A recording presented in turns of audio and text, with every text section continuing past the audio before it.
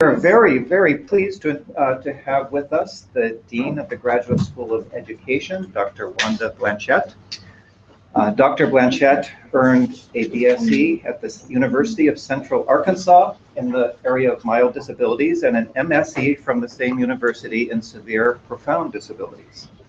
Her PhD is from Pennsylvania State University in special education, and we all know that she is a very passionate Penn State and now Rutgers athletics fan. Prior to coming to Rutgers, she served as Dean of the School of Education at the University of Missouri, Kansas City, and there she was Ewing Marion Kaufman Professor of Teacher Education.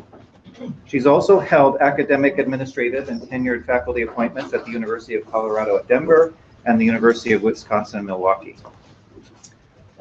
Dean Blanchett has been very active in leadership positions in a number of important educational organizations. She is treasurer of the Council of Academic Deans from Research Education Institutions and is a member of the Executive Committee Organization of Institutional Affiliates of AERA. Dr. Blanchett's research focuses on issues of educational inequity, including urban teaching preparation, issues of race, culture, and gender and class, disproportionate representation of students of color in special education, severe disabilities, transition planning, and issues of sexuality for students with disability. She's the lead co-editor of Multiple Voices for Ethnically Diverse Exceptional Learners, the premier journal of the Division of Ethnically Diverse Learners, DDEL, of the Council for Exceptional Children. Dr. Blanchett is a co-author of 2 edited textbooks and has published a number of scholarly articles in leading educational journals and has presented extensively in major educational conferences. So Dean Blanchett, we are delighted to have you here today, and we are really looking forward to your talk.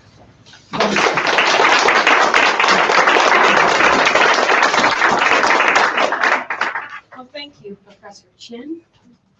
You're getting a very raspy voice from having chatted quite a bit on Saturday night at our reception at AERA and then throughout the rest of the week. So hopefully you can hear me, since I understand that if we put on the microphone, it will inhibit editing. The taping that is taking place. So first of all, let me say thank you. I made a joke to Matthew earlier that given how busy of a time of the academic year it is, that I expected that he got here early, said that he wanted to get a good seat, and I indicated to him that I thought that he would have any seat that he wanted because everybody is so very busy. So I certainly thank you for coming and hope that you're taking time out of your busy schedule will not be wasted having decided to spend some of your time here. I'm titling my talk today, If Not Now, When? Going for Broke in the Pursuit of Educational Equity for African American, other students of color, and students labeled as having disabilities in urban schools. And much of the work that I'm drawing on here today is work that I've been doing for a long time, but that still needs to be done because we are, as the movie title indicates, we're not there yet. So I'm going to start with a piece of one of my favorite quotes. Some of you may have seen this quote before, and it reads, and I'm quoting, any citizen of this any citizen of this country who figures himself as responsible, or particularly those of you who deal with the minds and hearts of young people, must be prepared to go for broke. Or put it another way, you must understand that in the attempt to correct so many generations of bad faith and cruelty, when it is operating not only in the classrooms, but in society, you will meet the most fantastic, the most brutal, and the most determined resistance. There is no point in pretending that this won't happen. End of quote, from James Baldwin, one of my favorite authors of all times, 1963, in a letter to teachers in New York City. So, what I'd like to go into talking about today, certainly 60 years removed from the historic Brown decision, literally thousands of students labeled, and it's doing it again, literally thousands of students labeled as having disabilities, African American and other students of color, and poor students in urban schools are still not receiving the equitable education in the American educational system that was promised to them. Consequently, those of us who consider ourselves responsible must, as Baldwin asserts, be willing to literally go for broke to uncover and shine the brightest of lights on the educational inequities that these students are experiencing in our schools. Most importantly, those of us who consider ourselves responsible must have the moral courage to insist that years of bad faith and cruelty operating in our classrooms and in our society is enough, and we cannot continue to tolerate it. Despite the fact that African American and other students of color, students labeled as having disabilities, and poor students in urban schools are indisputably linked in terms of quality of schooling that they have experienced, few attempts have been made to examine the relationship between special education and urban education. Both students placed in special education and or those that attend urban schools have a long history of being miseducated, undereducated, and treated inequitably by the American educational system, with the American educational system at times excluding these students altogether from receiving a free and appropriate public education. Notwithstanding these similarities, little attention has been given to exploring why students with disabilities, students of color, and poor students in urban schools have had similar experiences in the American educational system, as well as comparable struggles to hold the American educational system accountable for educating all of its students. Additionally, few urban educators have even acknowledged the experiences of students of color labeled as having disabilities. So as we have addressed some of these most significant issues and challenges facing students in urban settings, many of whom are poor, even individuals who say that they care about these issues aren't focused on students labeled as having disabilities. And likewise, it doesn't matter whether you're in general education or special education, very little attention has been given to this longstanding problem. So before we talk more about that, what I'd like to do is just to cover with you some information so that we're all starting on the same page with regard to who today's students are in terms of school-age children. It's estimated that a little over 11 million, or 21% of school-age children aged 5 to 17 lived in poverty in 2012. African American children represented the highest percentage of children living in poverty in 2012. American Indian or Alaska Native children represented 36% of those living in poverty. Hispanic or Latino children, 33%. Pacific Islander children, 25%. And children from 2 or more races represented 22% of children living in poverty. White children represented the lowest percentage at 13%, and Asian children represented a similarly low range of a percentage at 14%. With regard to enrollment in today's schools, white students pre-K-12 enrollment decreased from 28.7 million in 2001. I must have something automatic. It is, yeah. Okay. So I might need your help in figuring out how to turn it off. White students pre-K-12 enrollment decreased from 28.7 million in 2001 to 25.5 million in 2011. Or in other words, white children's enrollment went from being 60% to 52%. And during the same period of time, Hispanic or Latino children's enrollment increased from 8.2 million to 11.8 million, or from 17 to 24%. And Black students enrollment declined from 7.8 million to, I'm sorry, it did not decline. The numbers did, but well, I'm the sorry. percentage did. Yes, the numbers didn't decline, but the percentage declined due to the increase. So it declined from 17% to 16%. And English language learners comprise 9.1% of the public school students in the US, and even greater percentages in urban settings. So in some urban settings, we're looking at anywhere from 19 to as much as 53%, depending upon where you're looking in the country. 8 states had 10% or more of their students being English language learners. And you know your acronyms for your states, so I won't go through and tell you all of them. But I will tell you, so that you don't get my home state confused, of Arkansas. AK is not Arkansas. It's Alaska.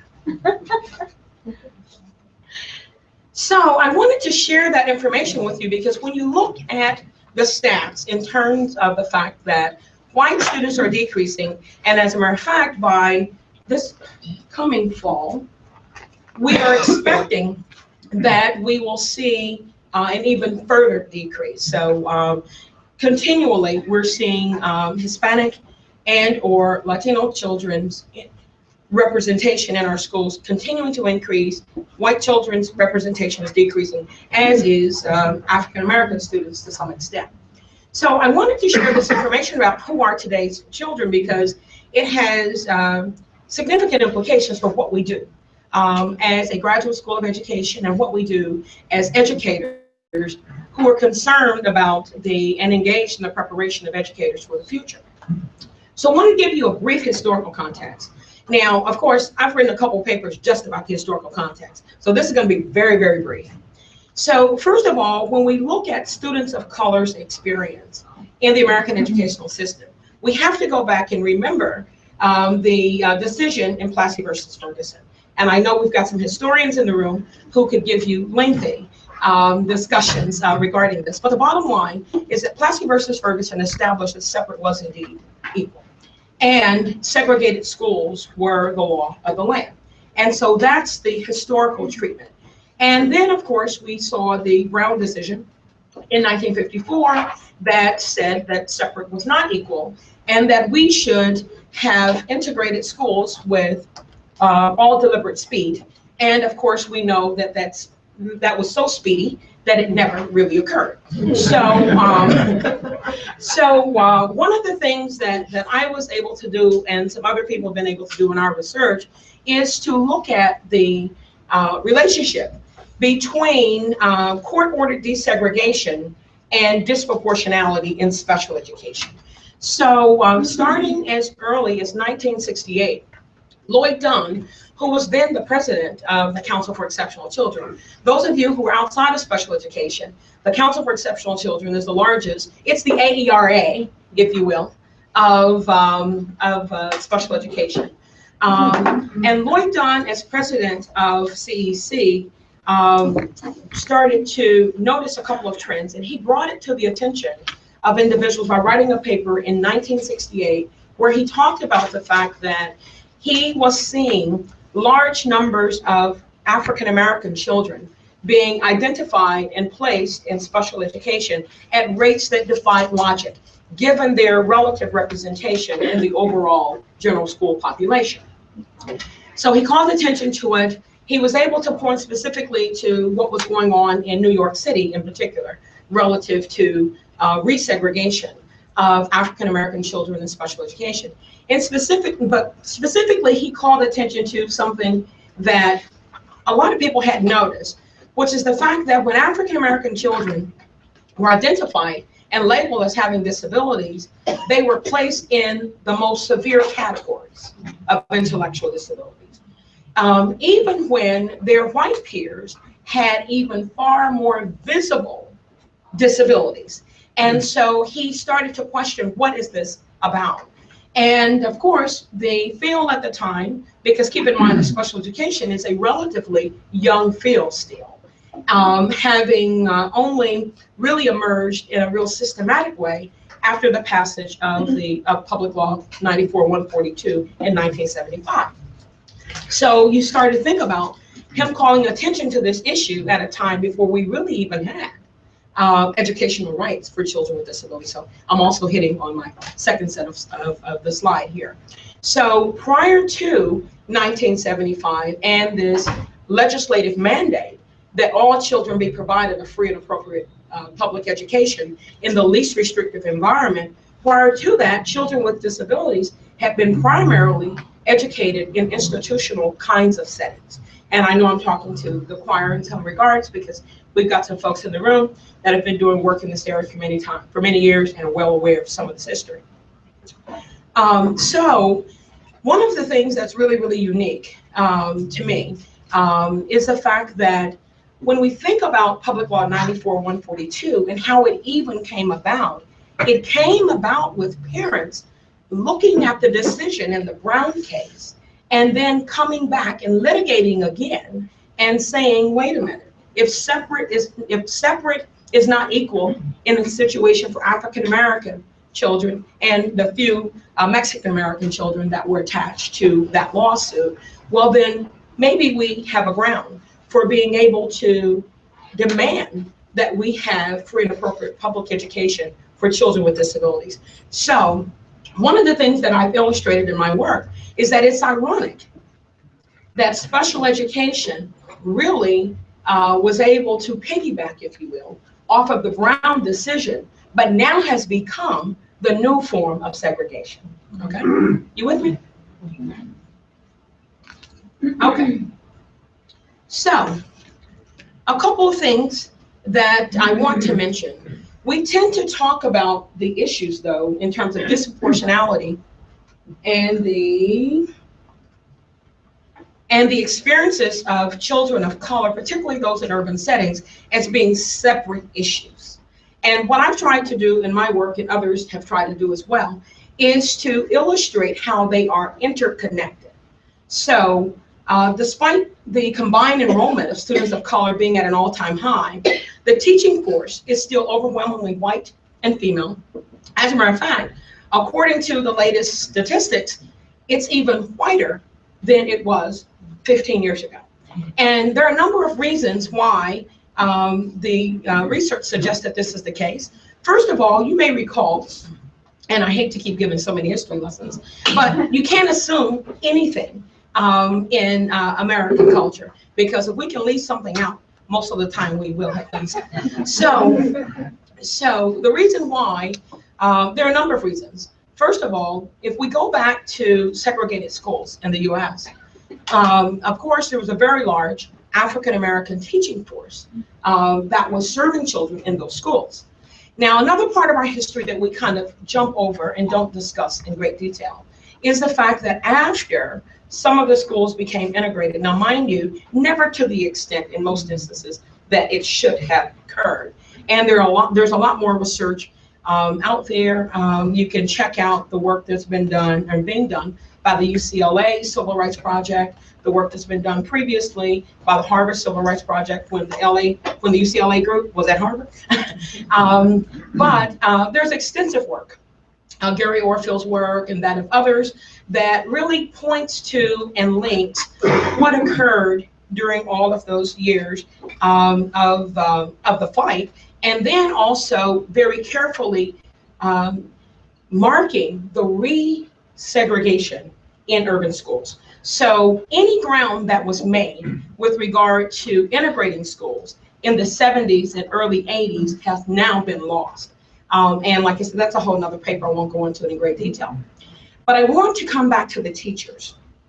So the teachers, African-American teachers, once we had relative desegregation, and I'm saying relative because, again, we never really fully achieved it in many instances, as you know, from Abbott and what happened with the Jenkins case in Kansas City and other areas, the Pulaski County and Little Rock School District case that's still going on even now. But those African-American teachers were not hired by white schools. And so many of them then had to take other kinds of jobs that were less than professional jobs, to say the least. And so it also then sent a number of individuals that were extremely capable, loved education, into other professions. But keep in mind that prior to that point, education was the avenue through which African-American communities could move into the middle class. So now, one of the arguments is that the reason why we have a decreased percentage of African-American teachers in our classrooms is because there are more options available, which is partly true, But then we also have to keep in mind that there are probably some other aspects that's also true. There are a number of gatekeeping mechanisms that occur in teacher preparation programs that prevent African American, other teachers of color, from being able to even get into the programs, even though we know that when they come through other routes, they are very successful. So the other area that I'd like to mention, we certainly have a disconnect between the teaching force and the student body in most of our schools today, particularly if they are located in an urban context. There's also a failure to design and deliver instruction that meets the educational needs of students of color in general education classrooms. And this problem is directly linked to the problem of disproportionality. And then when students, one of the things that the research has shown over time now, when students do not perform well academically, and or if they don't behave according to their teacher's expectations, if those students happen to be African American or other students of color, they're more likely to be referred for special education. And I'm going to ask you a question. What percentage of special education referrals are made by general ed teachers? Oh, guess. 80%. You're really close. More like 90. So about 90% of special education referrals are made by general education teachers. So there is, if we want to deal with the problem of disproportionality, we have to deal with general education. And just to be clear, when I mention disproportionality, I don't want you to run out of the room or to say, well, my goodness, the dean doesn't believe in special education, doesn't believe that there are any children who really do qualify for special education services. When we talk about the problem of disproportionality, we're talking about a student's risk ratio. Now, in the old days, we referred to it as what I referred to earlier. We looked at the percentage of the students, like for example, if African American students made up 16% of the school-age population, like they currently do, and their overall representation in special education was greater than their, let's say, was 20%. Well, then we would say that disproportionality existed. Well, one of the problems with looking at disproportionality that way is the fact that you're dealing in wholeness as opposed to looking at it at smaller units, levels of unit levels. And as a result, you miss a lot of disproportionality. So for example, if you've got a school and the school has a number of different special education programs, if you're not looking at it at the individual program level, so looking at what happens in the specific learning disabilities categories, look at what happens in the emotional disturbance category, you really have to get down to the nitty-gritty to be able to understand the problem. So there have been numerous studies, Academy of Science studies and panels that have debated this issue. And they came up with risk ratio as the best way to be able to capture this. And so basically, what it means, we're talking about not just special ed in general, but we're talking about the high incidence disability categories that are very subjective. These are the judgment categories where individuals sit around a table and make a decision. We're not talking about children that have pretty significant levels of physical disability. We're not talking about kids that have Down syndrome. We're not talking about children that have Tourette's. We're talking about really judgment kinds of situations where it can go either way. Okay. And so those categories would be specific learning disabilities, emotional disturbance, and mild intellectual disabilities. So with a risk ratio of 1.7, American Indian or Alaska Native students have the highest risk ratio for being identified as having a disability, meaning that they are 1.7 times more likely to be identified with a disability. Native Hawaiian or Pacific Islander students have a 1.6 ratio. African American students have a 1.4 ratio, and Hispanic or Latino children have a 1.0 ratio. White students have a 0.9 risk ratio of being identified overall as having a disability. So I want us to look at some specific disability categories, because this is where you can start to really see what's happening. So with regard to specific learning disabilities that we often just refer to as LD, every time. Specific learning disabilities account for 52.9% of Native Hawaiian students, 49% of Hispanic or Latino children, 46.4% of American Indian or Alaska Native children, 41.8% African American children, 36% of white children, we're talking about that are labeled with a disability, and 26.7% of Asian students. Now, one of the things that I haven't said, but that you will notice, even in these slides, but that is true throughout the research, Asian American and Asian children tend to be underrepresented in special education when it comes to any of the disability categories, with the exception of gifted ed. Intellectual disabilities account for 10.5% of African American students, 7.6% of Asian, 6.8% of American Indian or Alaska Native, and Hispanic or Latino children, both at 6.8%, 6.4% of white children, and 6% of two or more races, and 5.9% of Native Alaskan or other Pacific Islander. So I want you to pay attention to the fact that intellectual disabilities account for 10.5% of African American children. If we go on down to the next bullet point, emotional disturbance accounts for 8.8% of African American children. And you can see all of the rest of them, okay? Ending with only 2.5% of Asian students.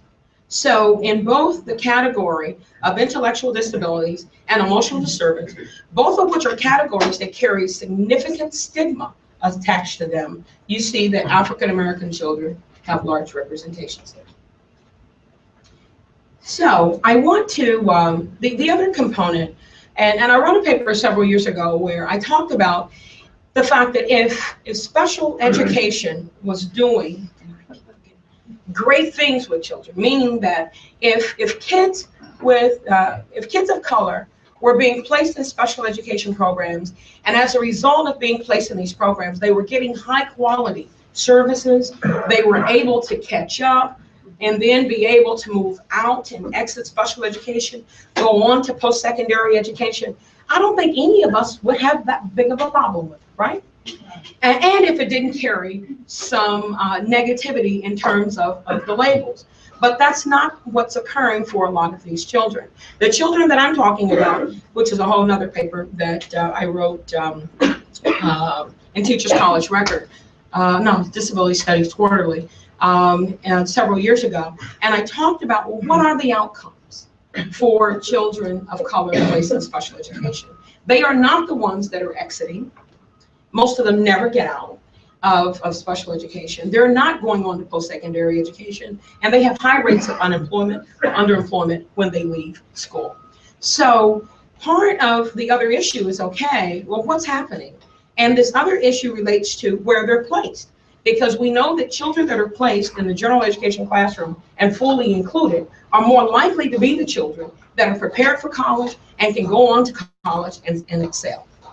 So with regard to placements in the regular ed classroom for 80% or more of the day, we'll see that white students have the highest percentage at 64.5%.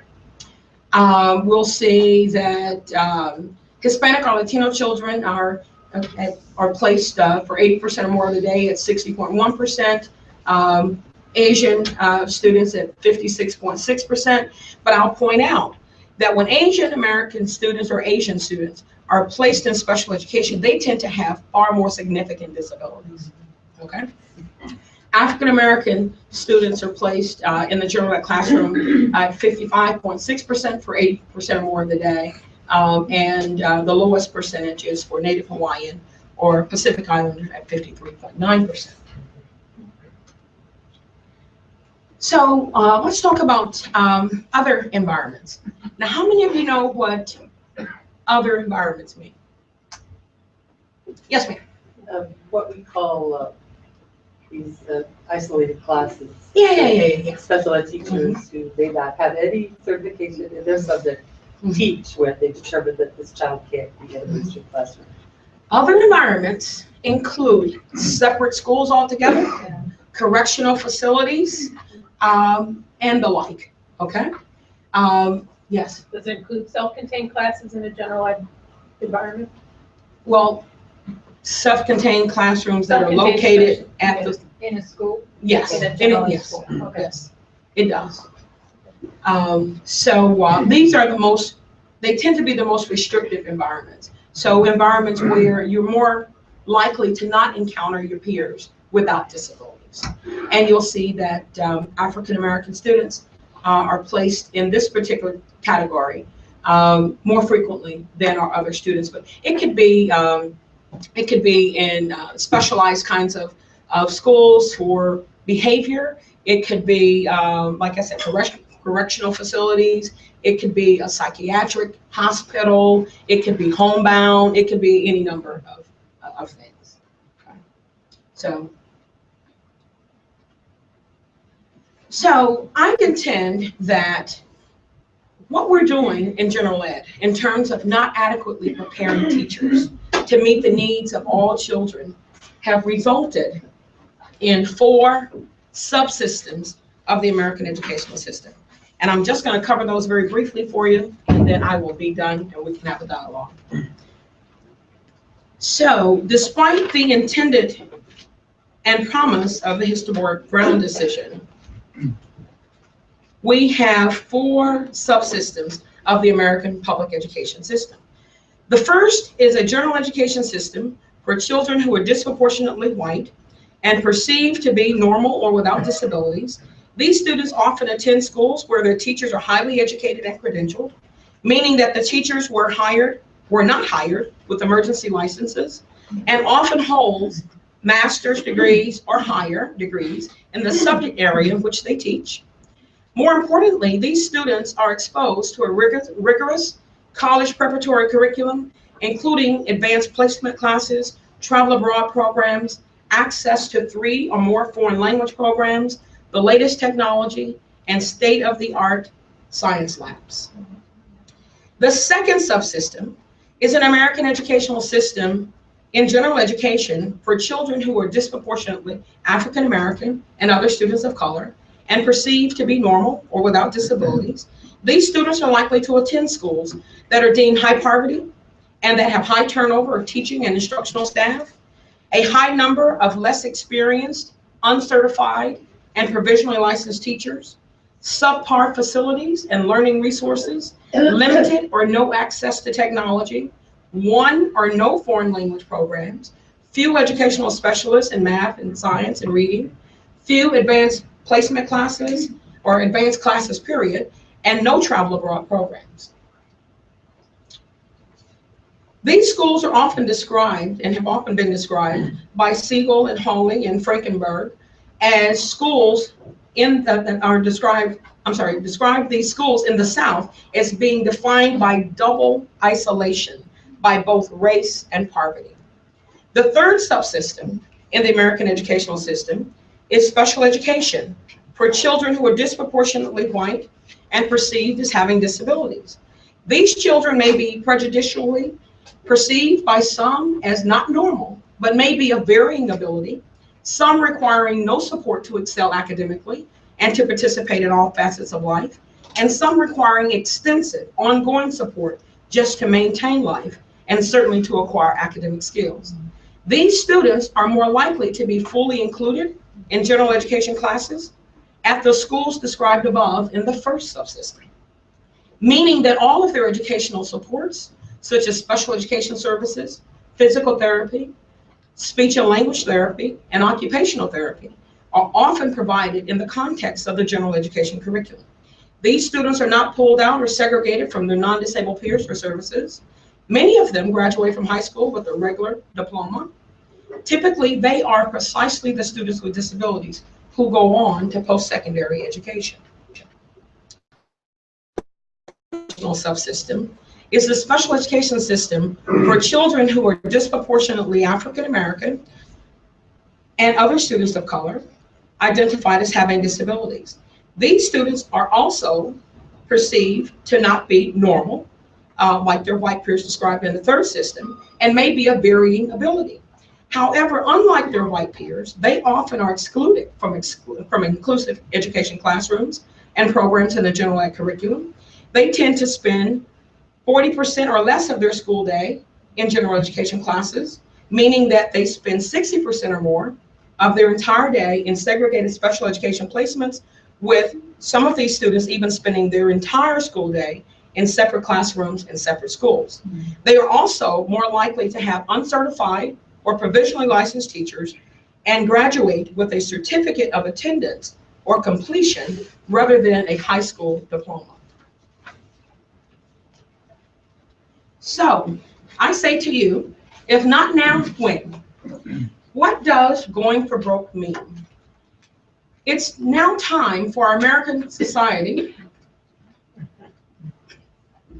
educational system, and university-based professional education programs to work in concert to go for broke in the service of these marginalized children and families by both breaking down barriers that have caused and continues to maintain educational inequities and truly refusing to accept parallel systems, one privileged, adequate, successful, and largely white, and the other disadvantaged in countless ways, disabled, starving, failing, and predominantly African American.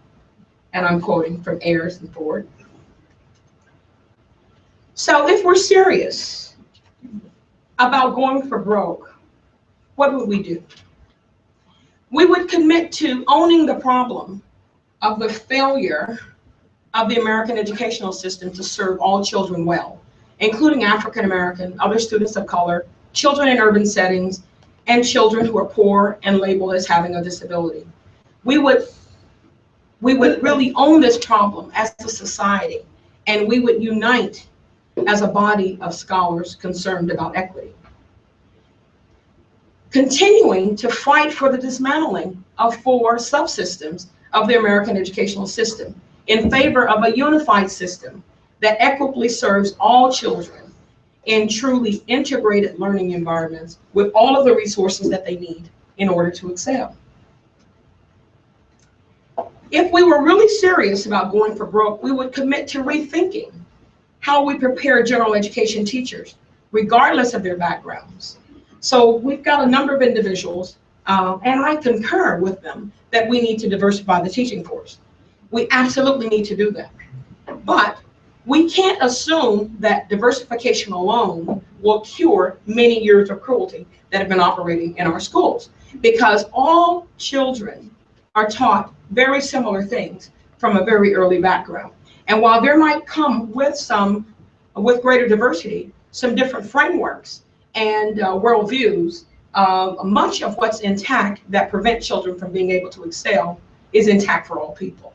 So we would rethink how we prepare general education teachers regardless of their backgrounds, so that we're truly preparing teachers to teach all students, including African American, other students of color, students in urban settings, and students labeled as having disabilities, those who live in poverty, and students that are impacted by the intersection of all of these issues from a social justice and multicultural perspective. Intersectionality is something that we also need to talk about that don't have time to talk about today. If we were really serious, we would commit to combining general and special education teacher preparation programs into a single teacher preparation program that is grounded in best practices in urban education, multicultural education, social justice, and what many have termed critical special education, versus continuing to develop and offer segregated teacher preparation programs in general ed and special education by preparing educators in isolation and believing that they will magically learn how to work together when they get to the school. If we were really serious about going for broke, we would commit to ensuring that when special education services are indeed truly needed, special education teachers are thoroughly prepared in culturally responsive pedagogy, and they are comfortable delivering special education services that are indeed culturally responsive. So finally, if not now, when? Remember my favorite quote, education is the most powerful weapon which one can use or if I'd like to say, which we can use to change the world. Thank you very much for your attention.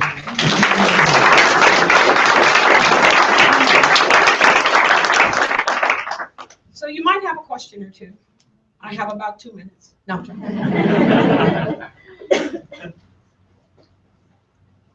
Yes, Dr. Justice. I wonder how adding a fifth dimension to your four-track heuristic would expand how we think about where we go, and that is the private and the quasi-private spheres.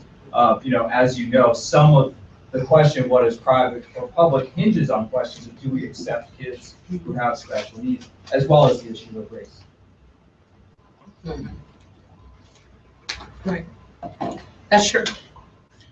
Yes, sir. Back in the back. Tell me who you are. I'm Daniel Smith. We were talking about when back to bring up liberation, I heard you talk about intellectual disability. So I was just kind of concerned because I come from a different background, trying to understand what actually the definition, the working definition for intellectual disability is. Mm-hmm. Well, intellectual disabilities is a very broad category that's covered under IDEA, or the Individuals with Disabilities Education Act. And it really refers to, and I'm saying it's broad because it refers to individuals that range from those that would have what we would consider mild disabilities, which may mean some mild developmental disabilities. So it may be something as simple as, not being able to read on grade level, not being able to take care of some of basic kind of needs, to individuals that are far more on a much, the further end of the spectrum. So part of what goes into identifying these categories, it's very complicated, and I'll try to give you a simplified version of it. It used to be that we determine these categories based upon deviation from the norm with regard to intelligence. Now it's a combination of still looking at some of the intelligence testing, but also looking at adaptive behavior, social kinds of interactions, and the like. So it's a wide spectrum, a very wide spectrum. So you can have individuals that have very mild disabilities, all the way to individuals that have very significant disabilities and will likely not be able to be formally educated as in terms of going on to post-secondary education. But we're talking about individuals that would need a lot of help just to take care of daily needs. Mm-hmm. So it's a very wide spectrum. So that's the reason why, for the purposes of what I'm focusing on today, we're looking at students that are on that very mild end.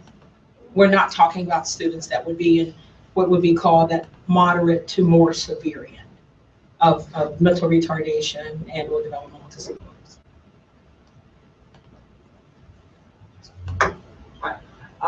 So just kind of thinking about the initial question, kind of the issue of these kind of quasi-private institutions, as well as you're talking about kind of that more mild end. I guess I'm wondering, in light of findings that do suggest that school disciplinary practices matter, how do you envision, say, reshaping teacher education to address that piece, the disciplinary piece? Well, that's where a lot of the students that are referred for emotional or behavioral disabilities, and we tend to use those terms interchangeably, although according to the U.S. Department of Ed Office of Special Ed Programs, it's emotional disturbance.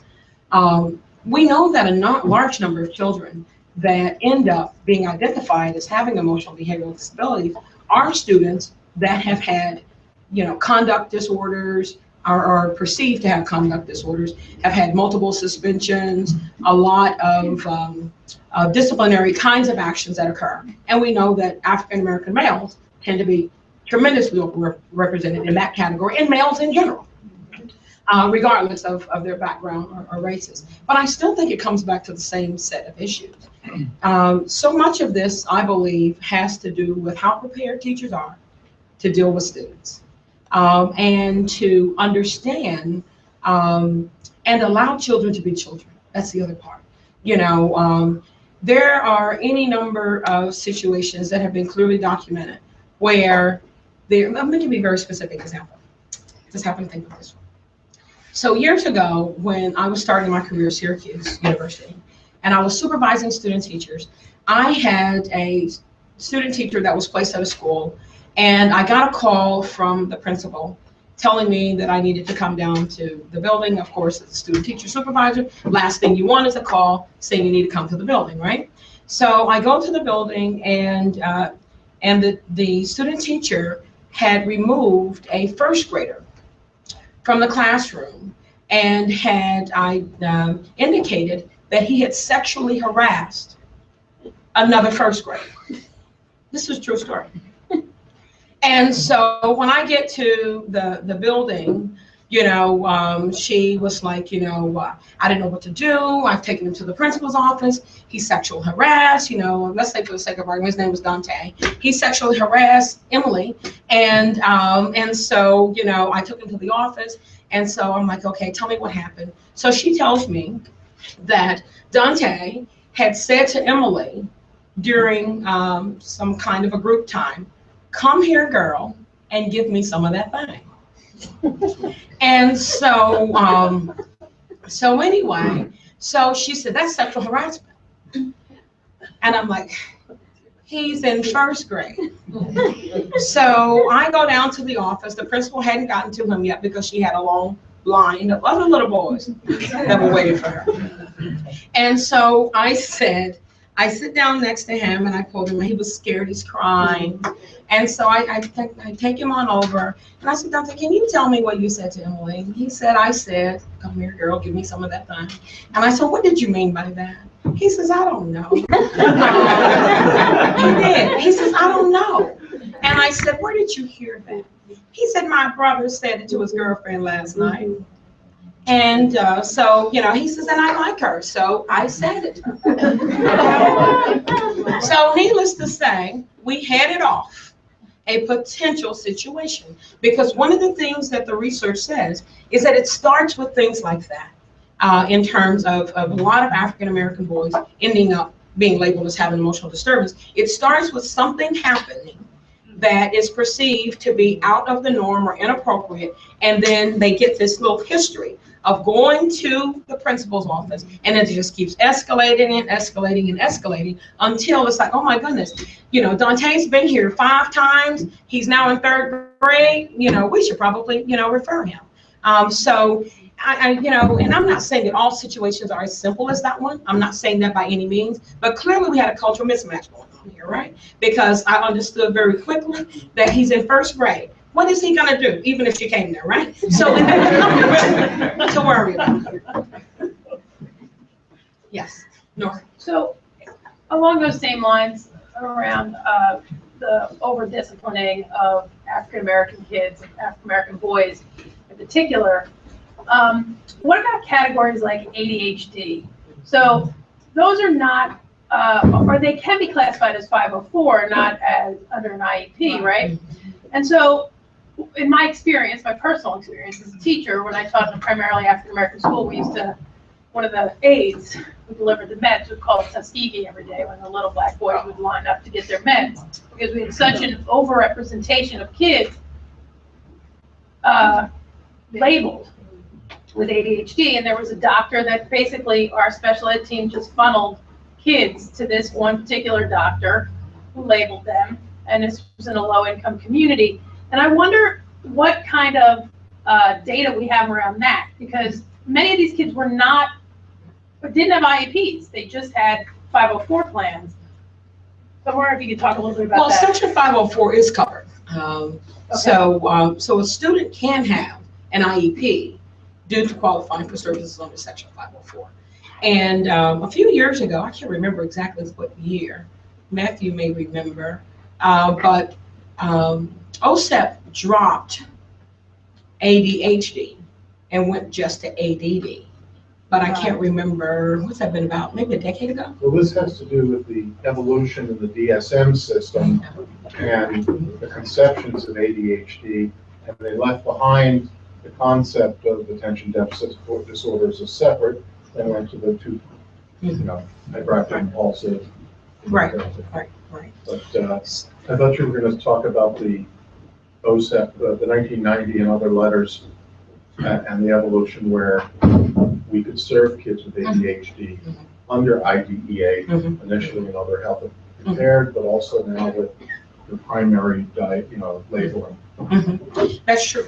So to get on to your question, so we can still serve those. Those children can get an IEP is the bottom line.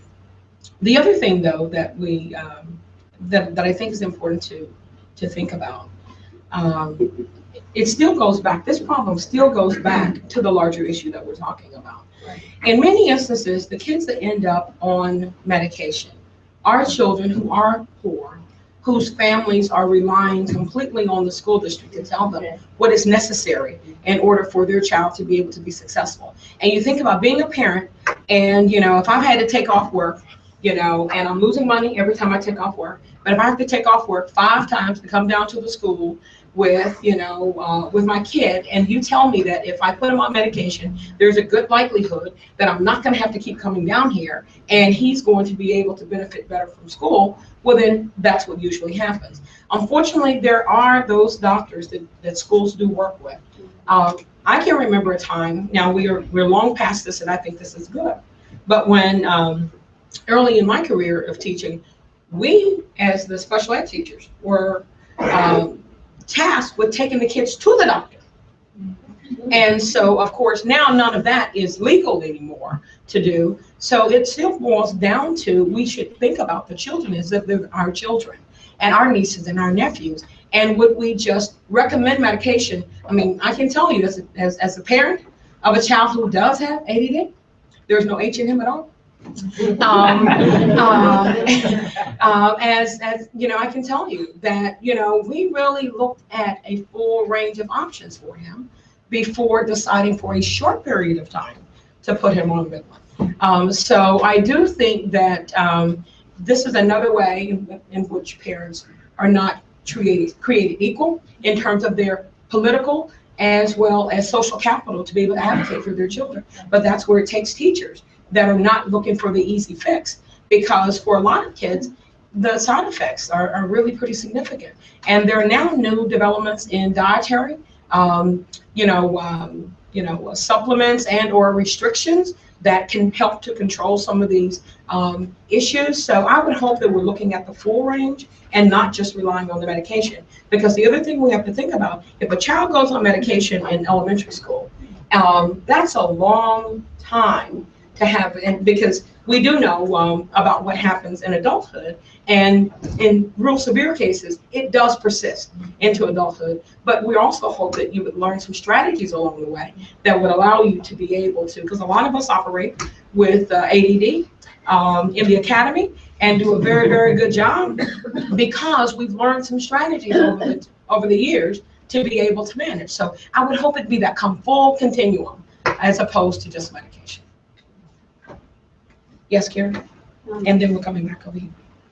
I think there's questions in here, and there's 2 different ones. Okay. So one is, I was just thinking about the DSM, and I know there's been in the last couple of years, in the lead up to the latest 5, a real movement around fighting back against diagnosis as the prevailing means with which anybody can get help, that it's impossible to get any help for anything without a diagnosis, and how that has stigmatized. Is there an intersection, between those movements that are kind of worldwide around people with schizophrenia saying they want to be able to dictate their own, all of those varying things, and the issues that you're talking about in special education of the overdiagnosis? I know less about the mental health side, just because that's not my thing. But what I can tell you that I think is a step in the right direction, and that's with several years ago, we had the reauthorization of the Individuals with Disabilities Education Act, which was termed the Individual with Disabilities Education Improvement Act. And with that, we saw some changes where now it's no longer as profitable for districts to have to in the old system, you had to identify a child as having a disability before you could then use those funds to help support the children.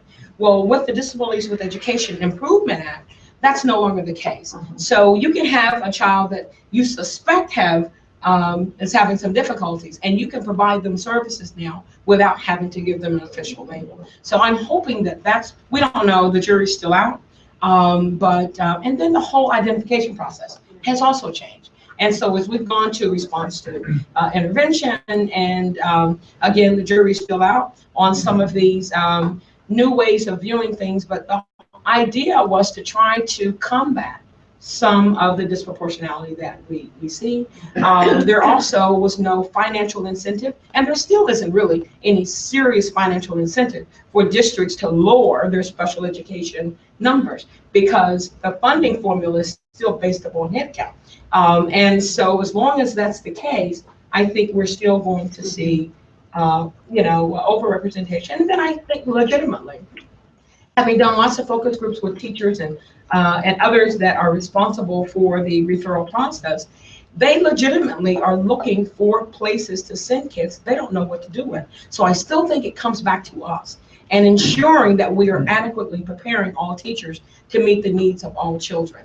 And I don't think we're doing that because, like I said before, most of us are still preparing. We've got a special ed teacher preparation program here, a general ed program here, and students may meet up in some of their coursework, maybe culture and diversity and society or something like that. But for the most part, they're in completely different programs, and I don't think we're doing the best job we can do. And I think we're going to keep having the problem until we change what we do in the preparation of educators. Now, that doesn't deal with all the social issues outside of us, but that's at least a start. No, I think just to follow up with that, I think that one way I see that, and it's connected to the diagnosis question, is that I think most people, and certainly most general education students, believe that the diagnosis is the end of a process. So the solution to the problem is the diagnosis. And that it's such a misunderstanding, of diagnosis, but of education, of that diagnoses don't solve anything. They put a label on something you've already been seeing as a problem. So I definitely feel very close to that as a teacher educator. Yes, ma'am. You've been waiting very patiently. So I'm wondering if you see a connection between what's been called stereotype threat, Claude Steele's work, and the history here. I teach high school. My students know. They sometimes argue with me. They'll tell me, Mrs. Leslie, I can't do math. My parents can't do math. None of us can do math. I'll get a whole speech. I'm used to this. And then I sometimes have to give them a little bit more education. But often I find that these horrible facts, plus all the newspaper headlines about achievement gaps and whatnot, make a student feel as if there's so much against them that there is no point in trying. That's my personal experience with students. I'm wondering if at the research level you have identified this. Well, I've not heard of students that, let me put it this way. Let me rephrase that. I've not seen many African-American, other students of color, or kids in urban settings dying to get into special education programs. I've not seen, but they know about the overrepresentation. I understand. Now, the contrary is true. We have seen in some instances, particularly upper middle, and upper class white kids and their parents seeking a diagnosis when their children are getting ready to apply for law school, medical school, MBA programs, the Graduate School of Education, those kinds of things. We have seen the reverse. But I think going back to your original question, though, which is around Claude Steele's work, which I'm very familiar with, regarding the stereotype threat, particularly as it relates to students' performance on standardized test measures and or high stakes kinds of testing. Claude, he's proven it with his work, so I'm not going to, he's got the theory's been proven. But with regard to children and their level of success in classrooms, I think the research is still very clear that the really most influential component of a student's classroom experience is their teacher, and the extent to which their teacher believes their children can and will learn. It's very, very simple, but at the same time, teachers have the ability to have students to either live up to or down to their expectations. And in many instances, I think far too many teachers take all of the things that you just described there and layer it onto children and say, well, they come from this kind of neighborhood. Oh, they don't have this kind of parent in the home. Oh, the parents are only such and such educated. And as a result, they then don't demand the best that the children have to offer. And so I really think that, but that's our problem, because if we prepare them, now we didn't prepare all these teachers. We believe all the teachers prepared by the GSE are really, really prepared to deal with these issues.